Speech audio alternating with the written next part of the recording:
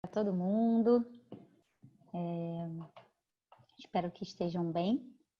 Meu nome é Karina. Não sei se eu conheço todos, alguns rostos aqui já estou olhando e conheço algumas pessoas. Começo sempre esses encontros falando um pouquinho, né, sobre a criação desses encontros da Escola Inquiri. O propósito aqui é a gente gerar conexão, apoio nesse momento que a gente está vivendo e aprender. A gente sempre fala que para nós é muito importante a gente estar sempre aberto para aprender. Então, eu venho convidando pessoas que eu considero que me ensinaram. Então, venho querendo estender esse convite para todos vocês, assim, de algo que foi muito significativo na minha história, né? Na história também da Escola Inquiri. E a gente sempre traz pessoas e fala um pouquinho sobre a escola, né? Primeiro, a gente, nesse caso, está trazendo a Sandra e o Yuri, que daqui a pouquinho eles já vão começar a conversar diretamente com a gente. E eles são meus professores de comunicação não violenta, eu adoro falar isso. E são pessoas muito inspiradoras. E para a gente, na Escola Inquiri, a comunicação não violenta tem um papel muito importante, né? Porque, na verdade, o conflito ele tem um papel muito importante, né?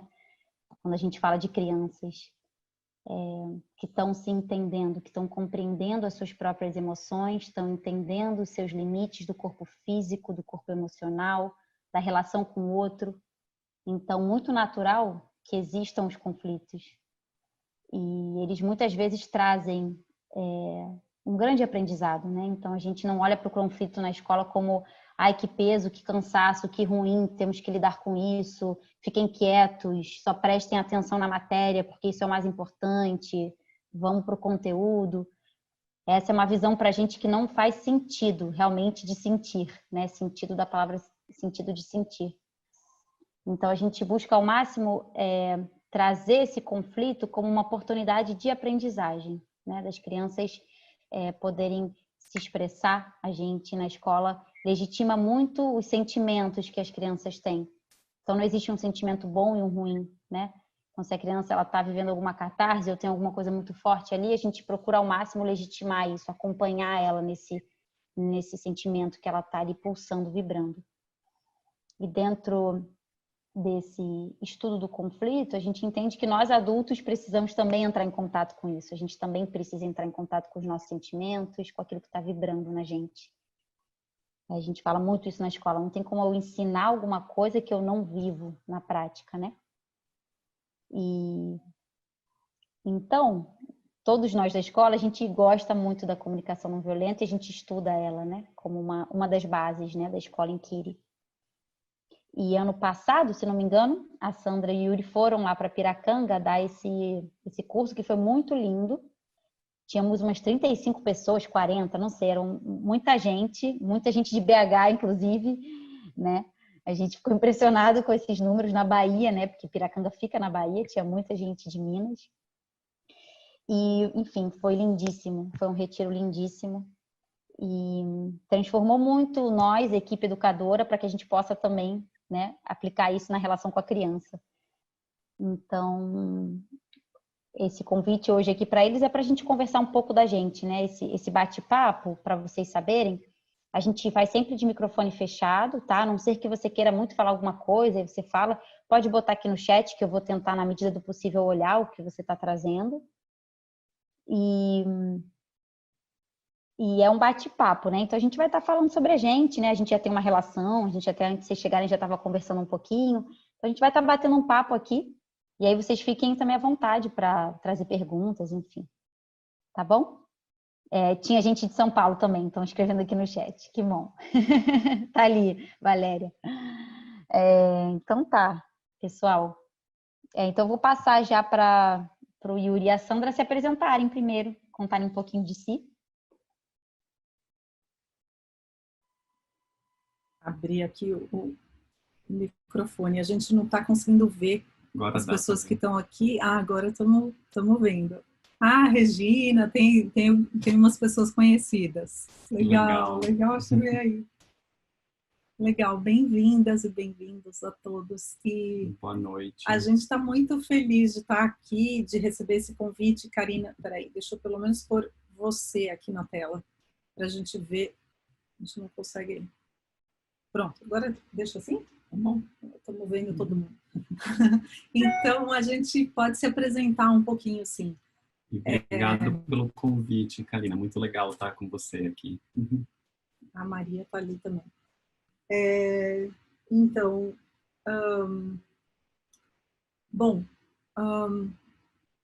eu posso começar falando sobre, já que a gente começou falando sobre a escola em Kiri, você começou contando a escola, e eu quero começar falando um pouco da questão da educação e como isso se relaciona com a CNV, na verdade de mim, vou contar sobre mim a partir daí.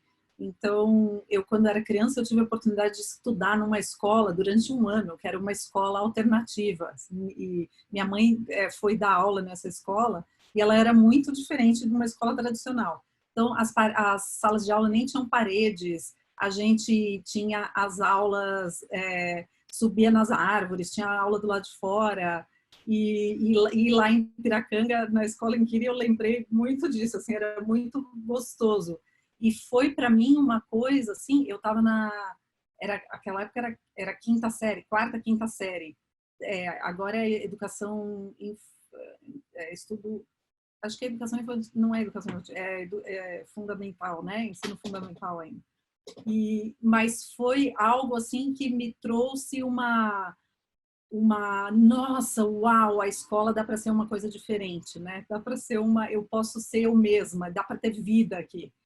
Só que aí, infelizmente, depois disso, a escola, eu voltei para uma escola tradicional, então foi meio traumatizante sair e voltar. Mas sempre teve presente dentro de mim essa vontade de ter uma liberdade, talvez, ou de como é que a gente pode estar no mundo e viver numa sociedade sendo a gente mesmo, ou estar em um coletivo, um lugar, um espaço que possibilita que a gente possa se desenvolver de uma forma mais autêntica e desenvolver as potencialidades realmente, né? Eu sempre me senti muito presa, muito abafada na escola tradicional, fora essa experiência aí. Então, foi um vislumbre de que é possível. E depois a vida toda, assim, quando eu conheci a CNV, a comunicação não violenta, foi também uma outra porta se abrindo, mostrando, olha só, tem um caminho aqui que está conectado com essa outra qualidade de presença, de estar no mundo que é algo que eu busco, né? Que eu vinha buscando, que eu valorizo tanto na minha vida. Então, foi muito legal isso, de conhecer a CNV. E eu sou psicóloga, também fiz faculdade de artes plásticas antes da psicologia, e na psicologia eu me especializei na linha humanista da psicologia, e especialmente na abordagem centrada na pessoa, que é o Carl Rogers, né? E o Rogers, ele foi professor é um dos precursores, um dos pais da psicologia humanista, ele foi professor do Marshall Rosenberg, que criou a comunicação não violenta. E então, para mim, foi uma coincidência muito feliz ali de ver, e a CNV já foi uma continuidade do que eu vinha estudando, trabalhando com isso como psicóloga, e também é muito uma vivência pessoal, né? Não é assim como você falou, que na escola os professores, a gente está em contato com os nossos próprios sentimentos, e eu estar em contato comigo mesma é o que vai possibilitar eu me conectar também com o outro. Então, é uma abordagem assim que é muito vivencial e muito prática. Não dá para eu conhecer na teoria e tentar aplicar nos outros ou ficar dando palestra. Não é a mesma coisa do que viver e experimentar e ter a vivência. Então, eu até costumo falar que é como natação. Eu posso ficar falando teoricamente sobre natação ou eu posso entrar na água e nadar. E é uma coisa totalmente diferente da outra, né? Então, a comunicação não violenta é assim, e eu venho experimentando ela já há mais de 10 anos na minha vida, e a gente vem partilhando as nossas experiências e a comunicação não violenta, o que a gente tem estudado e experimentado, eu e o Yuri, nesse tempo todo. Nós somos casados, faz 20 anos que nós estamos juntos. O nosso é um super laboratório, o nosso relacionamento, porque a gente, além de ser casado, a gente trabalha junto, a gente está... interessante como agora eu tenho visto muitas pessoas falando assim, nossa, eu estou em casa, agora mudou tudo, fico o dia inteiro com meu marido, não aguento mais, ou os meus filhos, ou não sei o quê, e pra gente está sendo, algo normal, que isso já acontecia antes, não tem novidade nenhuma, estar 24 horas por dia junto e trabalhando junto. É um laboratório intenso, né? Bom, eu não sei, posso falar mais coisas de mim, mas acho que por enquanto... Se tiver mais coisas, eu não sei se eu fugi qual que era o... E se tiver também perguntas das pessoas aí, escrevam, por favor, aqui no chat, a gente vai conversando. Tá ótimo, Sandra. Acho que é legal talvez o Yuri se apresentar. Isso. E a gente vai olhando aqui, olhando perguntas. Eu já tenho uma pergunta, na verdade, para começar, mas o Yuri é bom ele se apresentar também. Tá bom.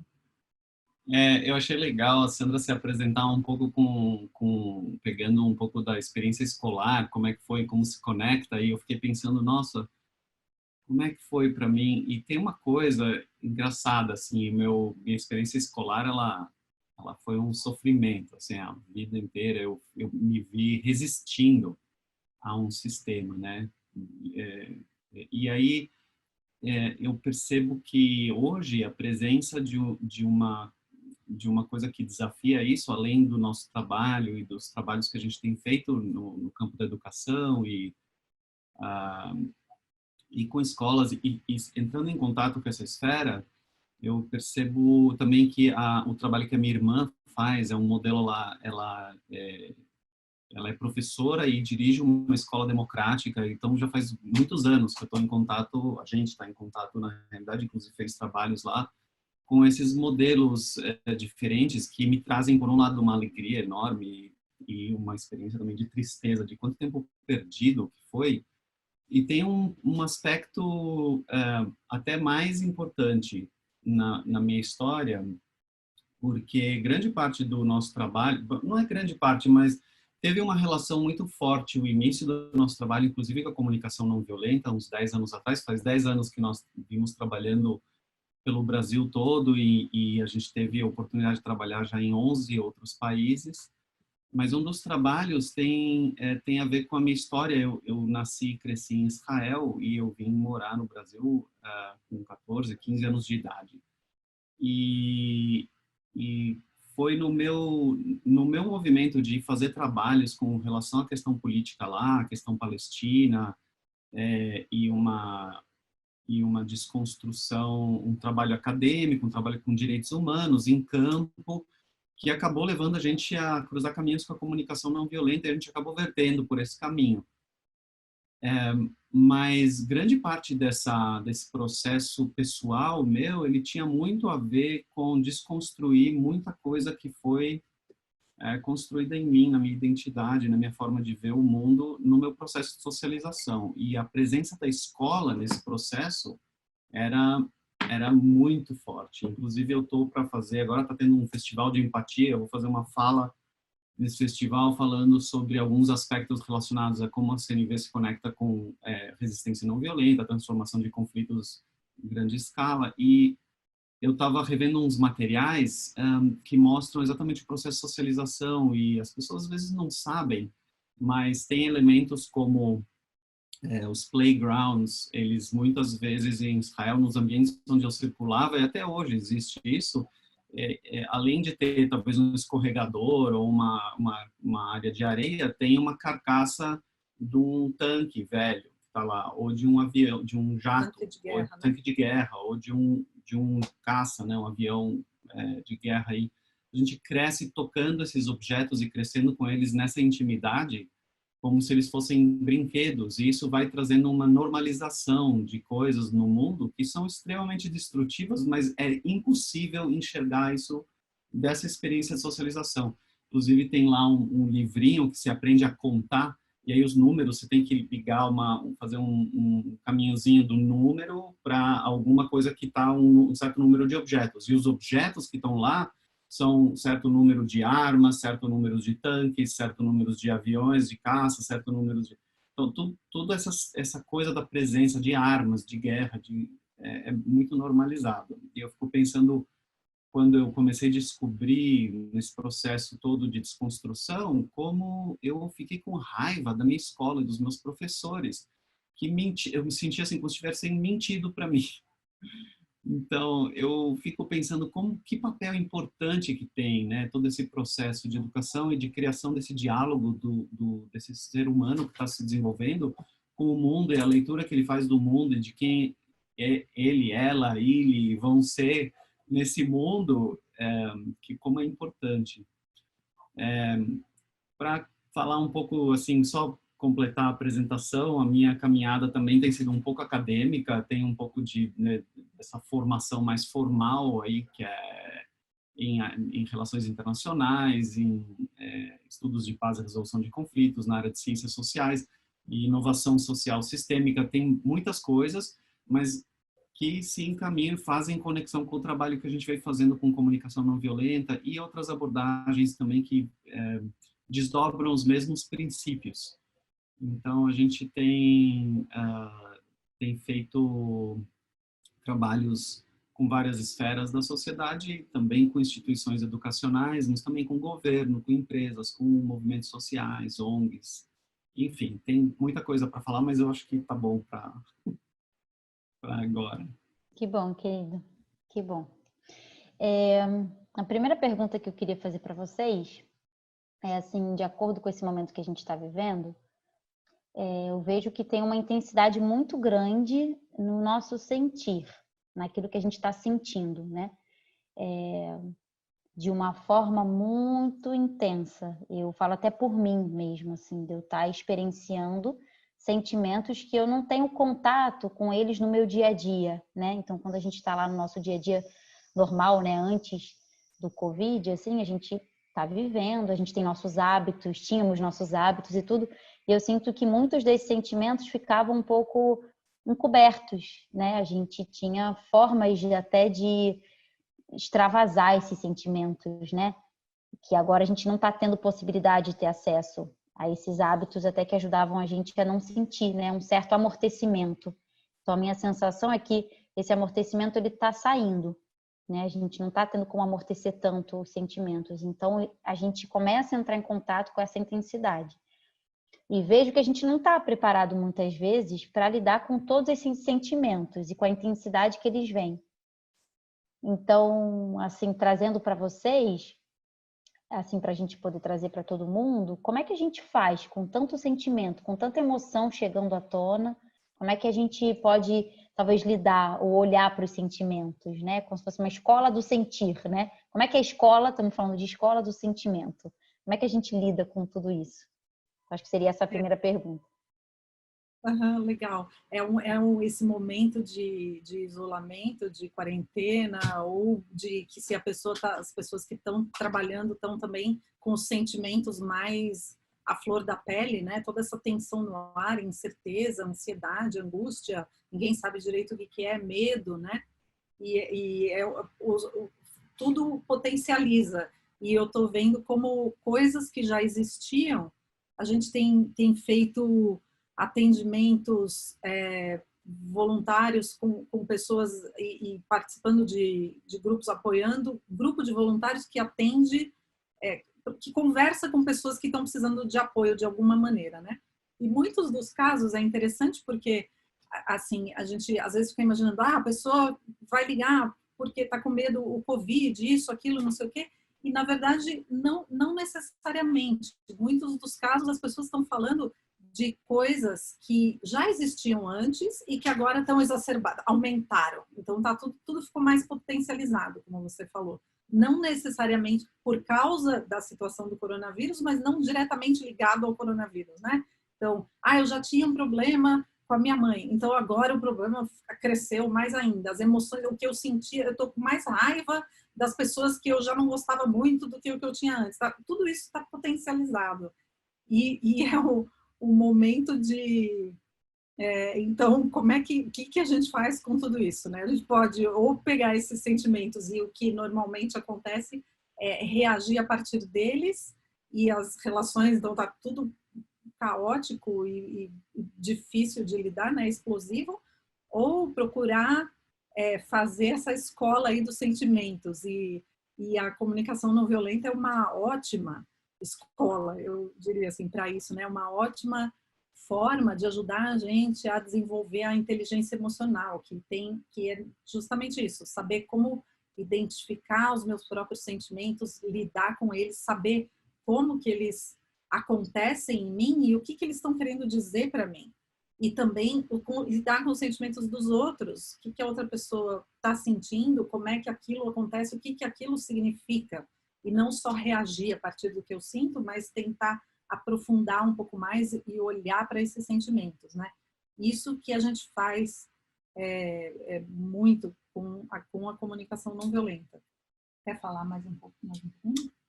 Tem uma coisa de talvez mudar um pouco a compreensão e a interpretação dessa experiência emocional que ela talvez é menos essa inteligência emocional, ela não é tão desenvolvida, ela tem sido mais desenvolvida em algumas bolsões mais recentemente, mas não é tão costumeiro na cultura geral. E saber mudar essa interpretação, então entender a experiência emocional como algo, valorizar essa experiência primeiro, né?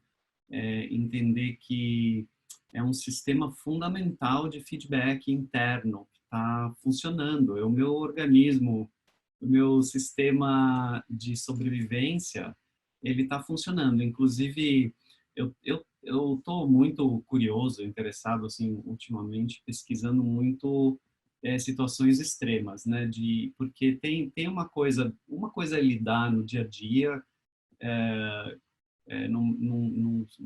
numa rotina, outra coisa é quando eu estou numa situação extrema e eu estou muito ativado nos meus sistemas de estresse, ou quando eu estou lidando com traumas meus, voltando para a superfície por causa de uma situação muito difícil. E eu vi um pensador, escritor, médico, né, que eu gosto muito, ele estava fazendo uma comparação entre o nosso sistema emocional e o nosso sistema imunológico. E eu gostei demais dessa conexão, porque ele diz que basicamente eles têm a mesma função, e inclusive eles estão muito interconectados na nossa fisiologia. E a função, o jeito que ele descreve a função desses dois sistemas é reconhecer aquilo que é bom e nutre, e então para poder buscar mais daquilo, e reconhecer aquilo que é prejudicial e perigoso para poder bloquear ou parar, né, ou não, ou se proteger dessas coisas que são prejudiciais. Gabor Mate? É o Gabor Mate, isso, exatamente. E nesse sentido, tem muita conexão com a comunicação não violenta, né? Porque na comunicação não violenta se compreende exatamente que esse sistema de feedback interno está contando o que está servindo a gente e o que não está. Os sentimentos que estão agrupados em torno de sentimentos, sensações físicas, emoções agradáveis, estão sinalizando que algo está funcionando, algo está sendo bom, está atendendo o que a gente chama na CNV de necessidades humanas universais, mas na realidade a gente pode ir além dessa linguagem só para entender que a gente está falando, está servindo a humanidade, a nossa humanidade. E os sentimentos desagradáveis, emoções desagradáveis, elas estão sinalizando que tem necessidades não atendidas, tem parte da nossa humanidade que não está sendo atendida ali. Então, é um convite para prestar atenção, para olhar para isso. E tem algo interessante em torno do surgimento das emoções, dos sentimentos desagradáveis, é que em pesquisas que a gente tem aprofundado e práticas que a gente tem aprofundado, tem uma tendência, isso talvez não seja verdade para todos, mas tem uma tendência de de viver isso meio não tão conscientemente, né? Eu não tô com eu quero trazer aqui alguns termos técnicos só para ajudar a organizar o pensamento, mas de uma outra abordagem que a gente estuda, que chama process work, que é processo de trabalho, tem uma, a gente psicologia orientada por processo. Isso, do Arnold Mindell. Tem uma nomenclatura que se dá para um dos nossos papéis internos, que é o metacomunicador. É a minha habilidade interna de nomear o que está acontecendo comigo. Quanto mais o meu metacomunicador está aqui, eu posso nomear o que eu estou sentindo, nomear o que está acontecendo comigo dentro de uma situação, é como se eu estivesse tendo a minha metaconversa, conversa sobre a conversa, sobre o que está acontecendo. Eu estou mais presente e consciente e não estou tão sequestrado pelo que está acontecendo comigo. E quando eu estou podendo nomear, eu tenho mais escolha. Mas o que mais tende a acontecer é que eu começo a sentir algo desagradável, eu não estou... O meu metacomunicador está desligado, eu não estou com ele ligado, né?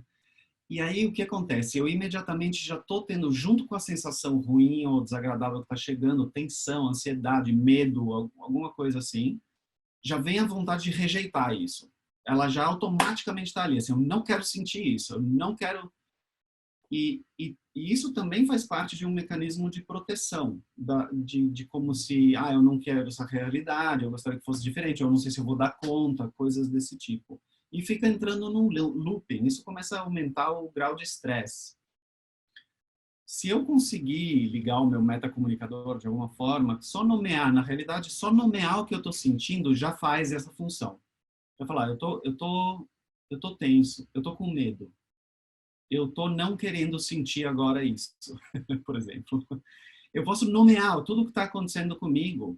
Quando eu nomeio, eu já estou mais presente com o processo que está acontecendo.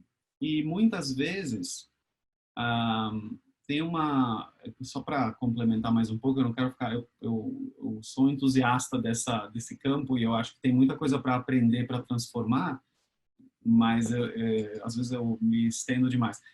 O que acontece é que se eu não estou me dando conta, eu começo a entrar num looping de estresse e o meu estresse vai aumentando. E aquilo que normalmente serve para minha sobrevivência, soltar os hormônios de estresse no corpo, fechar algumas funções superiores e ativar as funções básicas de sobrevivência, isso na realidade faz parte saudável do nosso corpo. Isso é uma coisa que pertence à sobrevivência. O problema é quando isso se prolonga por mais tempo do que o necessário, ou está respondendo a um perigo que não está presente, real, concreto na minha frente. É uma coisa que está mais ligada à minha imaginação, à história que eu estou me contando. É um perigo real lá fora, mas se eu estou, por exemplo, não estou imediatamente exposto a esse perigo, então talvez eu tenha outros caminhos que seriam mais saudáveis nesse momento. Quer dizer, eu consegui... Um dos efeitos do estresse prolongado, desses hormônios permanecerem circulando no corpo, é a exaustão. Eu vou exaurir o meu sistema. É o burnout, né? É o burnout. Muita gente tem relatado um cansaço, uma exaustão, e eu acredito que pode ter relação com isso. Mas na medida em que eu consigo fazer a minha autorregulação, isso significa fazer um autoacolhimento, ou ter alguém com quem eu posso conversar e fazer a corregulação, ter o acolhimento com alguém, ter alguma prática de acolhimento, pode ser uma escuta empática, alguma coisa assim, ou eu me ofereço empatia eu mesmo, eu consigo acalmar esses hormônios, sair desse lugar de estresse e acessar minha resiliência, acessar minha sabedoria, meus recursos, ampliar minha possibilidade de ter escolhas dentro de uma situação difícil. Aí que está essa sabedoria de por quê? Por que empatia funciona ou é importante nesse momento? Por que acolhimento é importante? Para eu poder sair desse ciclo de estresse e poder voltar a ativar as minhas funções superiores, enfim. Eu vi que tem uma pergunta aqui, na verdade já está conectado com isso que o Yuri estava falando, né, de como incorporar a CNV na vida diária, como orientações práticas, ou como é que dá para fazer isso. E quem que foi mesmo aqui? Marcelo, que pratica Vipassana, né? Talvez você... Marcelo fez com a gente no no Guerreiro Sem Armas. Armas. Que legal. Talvez você esteja se identificado um pouco com isso que o Yuri estava falando do metacomunicador. O Vipassana é a gente observa, né? A meditação tem muito de observar, é da gente, em vez de eu estar só dentro vivendo e eu não sei o que está acontecendo comigo, eu começo a observar. E aí eu já não estou mais tão identificada com o que eu estou sentindo, mas eu estou observando o meu sentimento. Então, quando eu falo, eu estou sentindo medo agora, aí parece que o medo já não está mais me controlando tanto, porque eu já consegui observar e nomear. Nossa, é medo o que eu estou sentindo. Então, isso é uma maneira de colocar a CNV em prática, é isso. Praticar Vipassana já é uma super maneira de colocar a CNV em prática, de se auto-observar, né? Tá se conectando com o que está acontecendo. E aí dá para a gente ir até um pouco além do simplesmente nomear os sentimentos, mas então eu estou sentindo medo, ou eu estou ansiosa, mas o que esse medo está querendo me dizer? Ou o que essa ansiedade está querendo me dizer? Não só ficar, eu tô com medo, e agora? Eu tô com medo, eu tô refém do medo, mas o medo, ele tá ali, ele é um sinal importante que tá me dizendo, me trazendo alguma informação. É como se fosse uma bússola que tá dizendo para onde eu preciso ir, ou como se fosse ali um sistema de feedback, né? Um painel de um carro com ponteiros e luzes me dizendo se tá tudo ok no combustível ou se está faltando alguma coisa. E não é tão difícil assim identificar. Isso é uma das coisas que eu, assim, que na CNV, para mim, foi assim, uau! Porque estudando psicologia, a gente fala muito dos sentimentos e foca muito nisso, mas muitas vezes fica aí, não vai um passo além, que é de aprofundar e de tentar se conectar com as necessidades, os valores, as coisas importantes que estão por trás. Os sentimentos como um sistema de feedback mesmo, que está me dizendo o que é que está faltando ou o que está bem. Né? Então, assim como as sensações físicas, elas estão dizendo para a gente, por exemplo, se eu estou com sede, quer dizer que meu organismo está precisando de água. Se eu estou com medo, o que vocês acham que pode ser que eu esteja precisando? Quando eu estou com medo, quando uma pessoa tem medo. Vou pedir para vocês escreverem aqui no chat.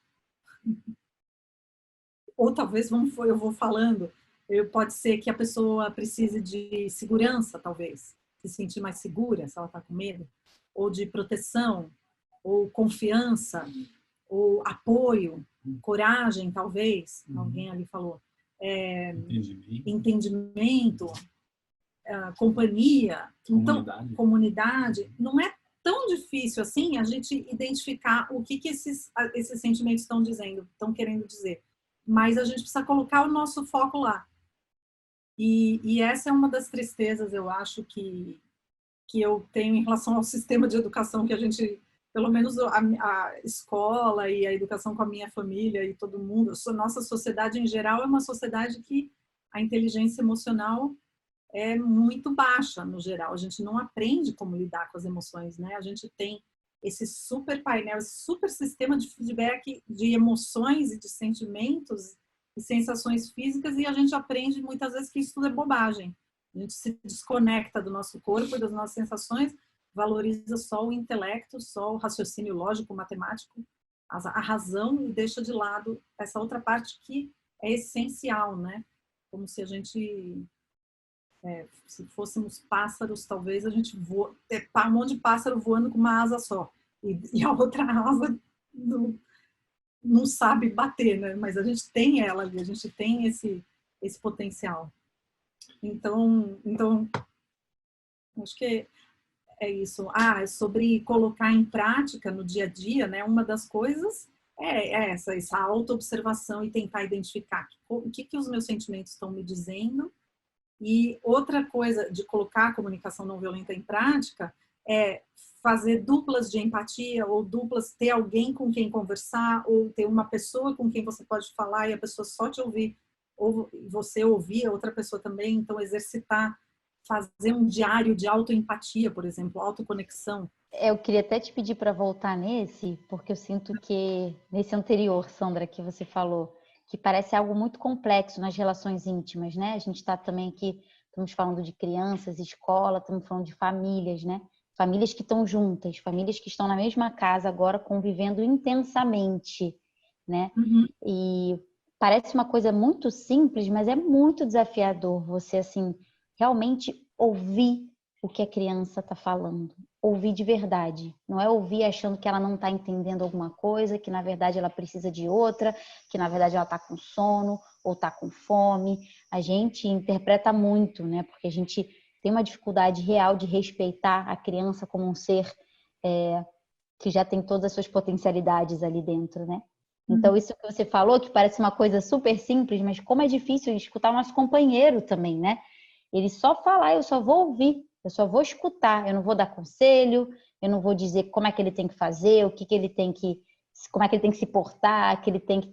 Eu vou ouvir. E isso, assim, é uma joia que eu ganhei com a CNV, assim, na minha vida, né? Que eu tenho um desafio, mas, assim, eu gosto muito de lembrar isso. Se você puder falar um pouco mais, talvez... Uhum. Legal que uma vez, eu não sei quem falou, mas que a CNV, a comunicação não violenta, ela é simples, mas ela não é fácil. Então, eu acho que, para mim, resume bem isso, porque não é uma coisa assim complexa e difícil no sentido de impossível de entender e tal, mas é difícil de fazer, de colocar em prática, também não porque ela é difícil por si só, mas é simplesmente porque talvez a gente não desenvolveu o hábito, porque a gente não aprendeu, não vem fazendo isso desde criança. A gente veio treinando outras coisas desde criança e a gente ficou muito bom nessas outras coisas. Em julgar, em criticar, em dizer que o outro está errado, em falar, não só os outros, mas a gente mesmo também, né? Dizer que esse meu sentimento está errado, que eu não devia estar sentindo isso, que o que eu estou fazendo, o que eu estou sentindo, eu quero esconder, apagar, ignorar. E então é um trabalho de transformação, de autodesconstrução. Por isso que não é fácil, não é porque a gente não fez muito. Mas eu acho que eu me perdi. Você estava falando sobre... Você estava nomeando algumas coisas, né, que a gente pode botar na prática, e aí eu te sugeri falar um pouco mais sobre essa, né, sobre o outro só escutar a gente, por exemplo. Sim, e como volta outra vez para aquela questão, né? Se eu não consigo acolher eu mesma e os meus sentimentos desagradáveis, também vai ser muito difícil eu acolher os sentimentos de uma criança. A raiva de uma criança. Se eu não consigo acolher a minha raiva, como que eu vou acolher a raiva de uma outra criança? Se eu tento reprimir a minha raiva, a tendência é eu reprimir a raiva dos outros também. Então, é um trabalho de autoconexão e de conexão com a outra pessoa também, né? E de autorregulação interna e de corregulação, como o Yuri tinha falado. A gente se apoia numa relação, a gente pode se apoiar, né? Isso. A gente teve uma experiência recente, a gente estava em viagem quando estourou toda essa coisa do Covid-19 no mundo e estava bem no iniciozinho, a gente foi estudar nos Estados Unidos, fazer uma imersão de um mês e estava na casa de uns amigos. Eles têm um filhinho de 4 anos de idade e a gente ficou muito impressionado com como a nossa experiência de ter passado lá um mês, a gente não viu ele ter um ataque assim que a gente já viu várias crianças terem momentos assim de né, perder e a mãe perder também e isso não aconteceu ali. E o que a gente sim testemunhou ao longo desse mês era um padrão de resposta, de reação, de resposta dos pais quando o filho vinha expressar alguma coisa. Às vezes ele vinha expressar de uma forma tranquila, às vezes ele vinha puxando, querendo atenção, dando até às vezes batendo, mas não batendo, mas pedindo atenção. E o jeito que eles respondiam muitas vezes era até fisicamente descer para o nível dos olhos, olhar olho no olho e falar assim, você está assim, checar o que era que estava vivo ali, perguntando para ele, você está querendo a minha atenção? você está feliz? Você está chateado? Você está querendo ir brincar agora junto?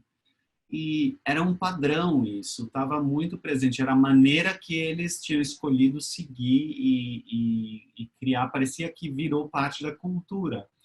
Isso não quer dizer que não vai ter estresse emocional em nenhum momento, mas quando o estresse emocional acontece dentro desse tipo de meio, ele se transforma numa outra coisa, ele não bate, não tem essa coisa de virar uma explosão, mas é possível ter um manejo. E mesmo eles falavam mais do que eles, os pais, né? Do que eles estavam sentindo e como eles gostariam que ele escutasse o que eles estão falando. Então tinha também uma vulnerabilidade dos pais, não de chegar e impor alguma coisa, mas falar dos motivos, do que eles estão preocupados, do que eles gostariam, o que eles acham que seria mais seguro ou melhor naquele momento. Enfim, tinha uma série de práticas que pareciam ter sido integradas assim ao dia a dia, ficou na normalidade daquela Para a coisa. gente, nós não temos filhos, a gente não tem essa experiência pessoalmente, né? A gente tem a experiência de ter amigos que têm filhos então conviver e ter já trabalhado com escola e com crianças e tal, mas foi muito impressionante passar um mês com esse casal e não ver o menino em momento nenhum perder, assim, né? Foi muito impressionante mesmo. E a mãe e eles falando como para eles é uma coisa consciente e um exercício, é como um exercício de meditação mesmo, de estar o tempo todo tentando se conectar e estar autoconsciente para conseguir acolher a si mesmo e ao filho também, né?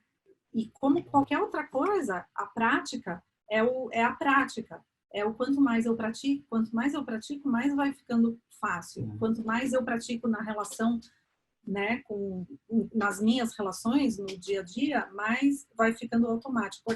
Assim como natação, ou assim como qualquer exercício físico, ou qualquer aprender um idioma novo, requer prática e não só o conhecimento teórico. E o apoio, por exemplo, de um grupo de prática ou de companhia, isso é muito importante, é algo que pode dar um super apoio, né? A Dani está falando, Dani Lima comentou aqui uma coisa que esbarra em várias crenças nossas e que ela acha que é por isso que é tão desafiador. E eu acho que tem a ver exatamente com algumas das coisas que a Sandra estava trazendo antes, da questão do hábito, mas até mais fundo do que o hábito é exatamente a questão da crença. Que eu acredito que vai ajudar? O que é ajuda, né? Quando você, Karina, estava mencionando essa coisa de só escutar. Por exemplo, muitas vezes parte do hábito convencional é talvez de dar conselho, ou de responder, ou retrucar, ou dar o contraponto. Essa coisa muito comum.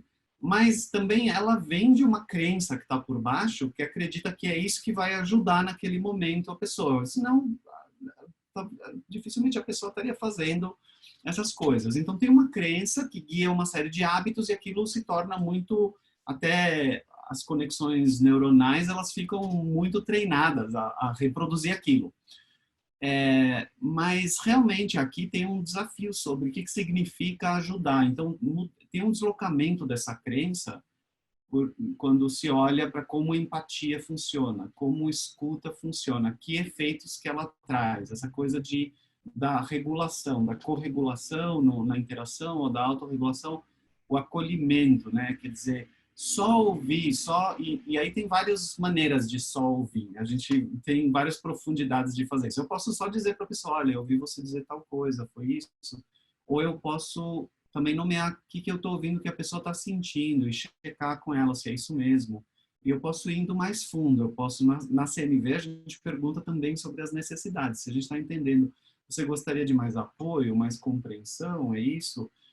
E esse escutar, ele vem baseado em uma história muito longa, que vem até da psicologia humanista, do Carl Rogers, da abordagem centrada na pessoa, que fez uma pesquisa gigantesca no campo da psicologia e que revolucionou a ideia do que é que de fato ajuda, o que caracteriza uma relação de ajuda. Essa era a pesquisa que ele fez e que tinha muito a ver com isso, com criar um ambiente para a pessoa com o acolhimento, com a presença sincera, com a aceitação incondicional, positiva, do que a pessoa está vivendo a verdade dela, isso ajuda a pessoa a acessar os seus próprios recursos para ela resolver os desafios, as dificuldades que ela está passando. Então, no fundo, eu tentar resolver o problema do outro, talvez é uma crença que não está tão embasada. E pode ser que a pessoa queira me pedir conselho, mas isso já é uma outra história, quando o conselho é pedido claramente, né? Então, esse trabalho de conexão consigo mesmo, conexão com a outra pessoa e ter um espaço de prática. Isso que eu queria dizer, a gente pode fazer uma propaganda aqui, que a gente tem uma das coisas para apoiar nessa integração da comunicação não violenta e do desenvolvimento da inteligência emocional é grupo de prática. E a gente vai começar dia 12 de maio, agora, laboratório de empatia online, que é para prática de comunicação não violenta. São 4 encontros. Então, mas independente disso que a gente vai começar, essa é uma das maneiras, voltando àquela pergunta, né? Para quem já conhece a CNV, é apoio, ter um grupo onde você possa praticar, é o que vai ajudar a desenvolver, fazer esse exercício interno de autoconexão, ter alguém com quem trocar empatia, alguém que vai te ouvir e que você vai poder exercitar também, estar com a pessoa empaticamente, porque muitas vezes é mais fácil também experimentar e exercitar com pessoas que não são tão próximas. O desafio maior é sempre as relações mais íntimas, né?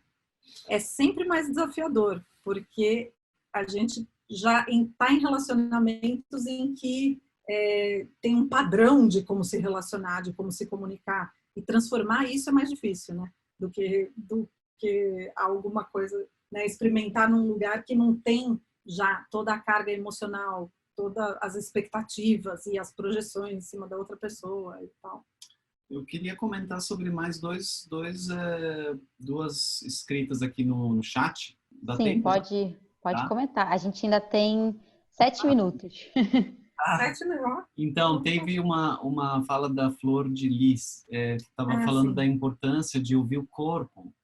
E isso, para mim, se conecta também com a fala que a Amanda Leão colocou do não pode ou do tem que tem esses padrões todos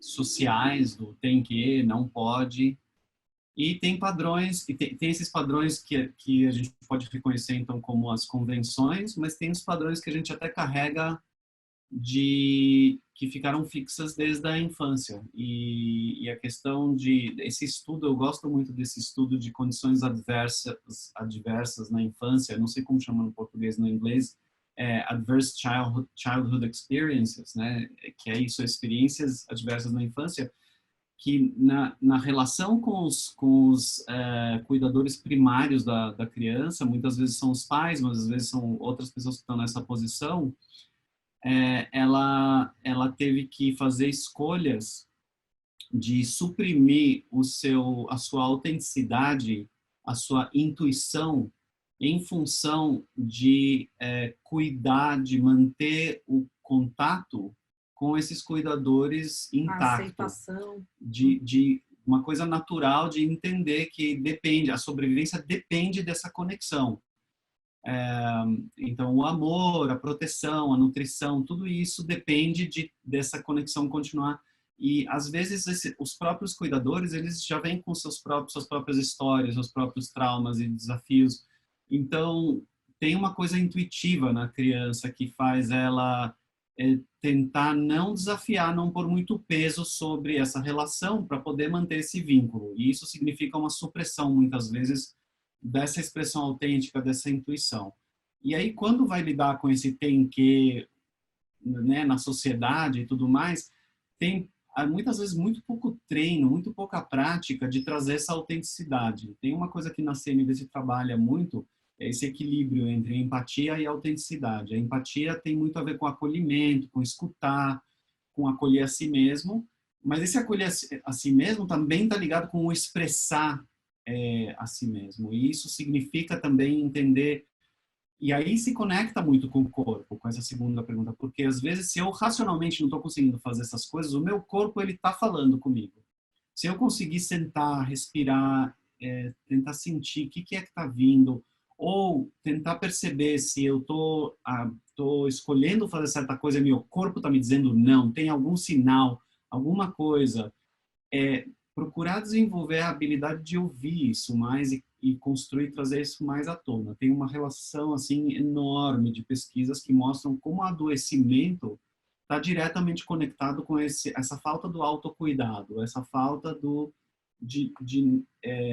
dessa autenticidade e do acolhimento próprio, né?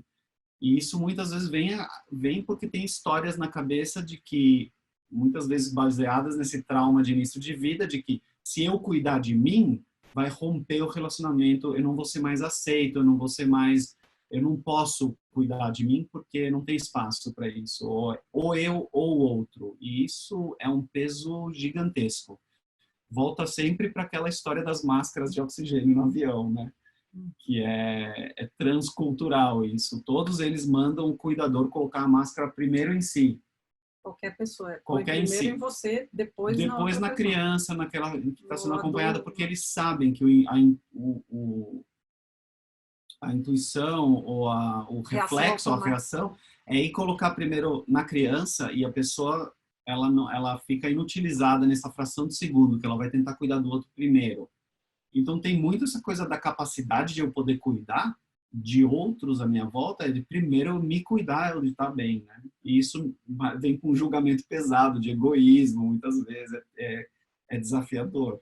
Eu, só complementando essa questão do corpo, os nossos sentimentos, isso é mais uma coisa, né? De que, como eu falei, como a nossa cultura talvez desconecta a gente do nosso próprio corpo, dos nossos próprios sentimentos, o nosso corpo, ele é um desses sinalizadores, ele é a primeira coisa, né? Os nossos sentimentos e o que a gente pensa também não está desconectado do nosso corpo. Não tem um pensamento que passa na nossa cabeça que não desencadeia reações químicas no nosso corpo. Então, a todo momento, tudo isso é uma coisa só, na verdade. A gente fala como se fossem coisas diferentes, o meu corpo, o que eu sinto, o que eu penso, mas eles são muito conectados. A gente está, os sentimentos, eles existem no corpo. Então, eles não são mentais, não é uma palavra numa lista. O sentimento, ele é físico, né? Eu sinto no estômago a raiva, por exemplo, ou na barriga, ou uma tensão no ombro, tudo isso faz parte desse conhecimento, desenvolvimento dessa inteligência emocional, né? Eu vi que tem mais um monte de coisa aqui. Teve uma pergunta incrível aqui, eu não sei se dá tempo de responder mais um. Dá, pode ir, vamos embora. Da Valéria, que está falando desse desafio tremendo, que é lidar com a diversidade, às vezes difícil de conciliar, que as pessoas têm de estratégias para cuidar das necessidades. E ela está falando aqui do contexto de como as pessoas estão reagindo de formas diferentes nesse contexto do Covid, em termos do qual a maneira melhor de proceder, né? Então, eu imagino que está falando essa polarização de eu ficar em casa ou voltar ao normal.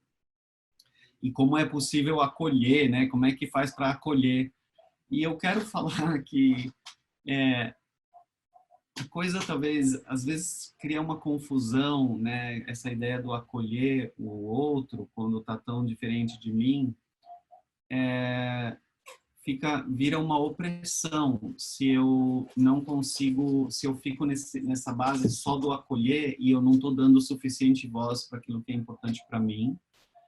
E também se eu estou confundindo dois níveis, e eu vou tentar não entrar muito fundo nisso, porque a gente não tem muito tempo, mas esses dois níveis de estratégia e necessidade. As necessidades, elas são abstratas e as estratégias são concretas. Isso significa que conflito tende a acontecer somente no nível de estratégia, somente no nível da ação, da forma de fazer alguma coisa para atender a necessidade.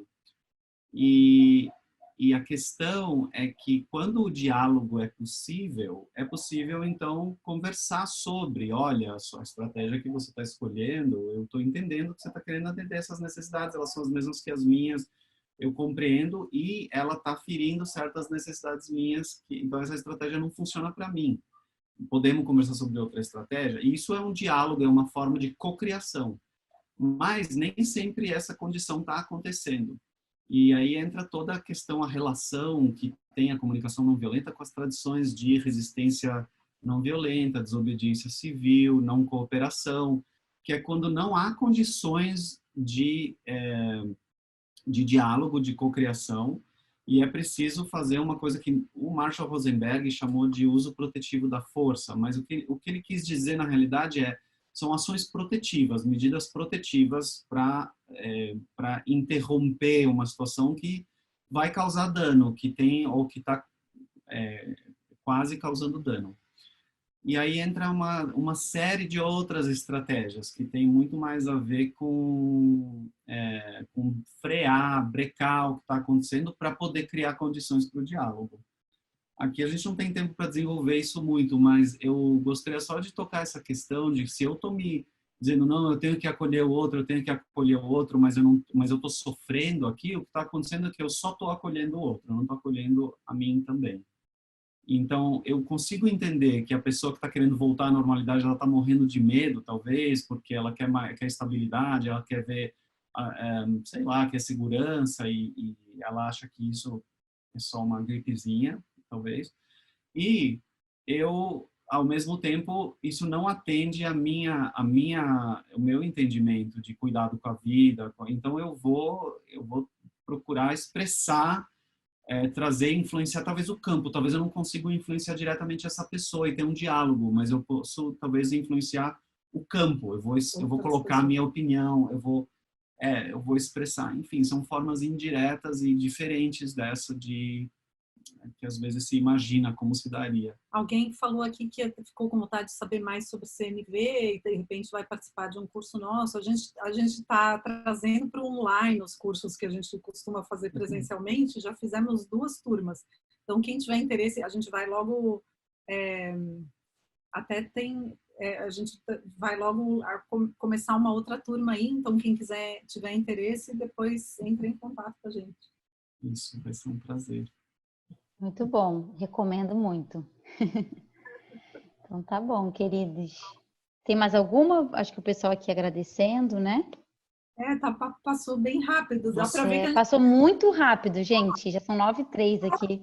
A gente fala muito.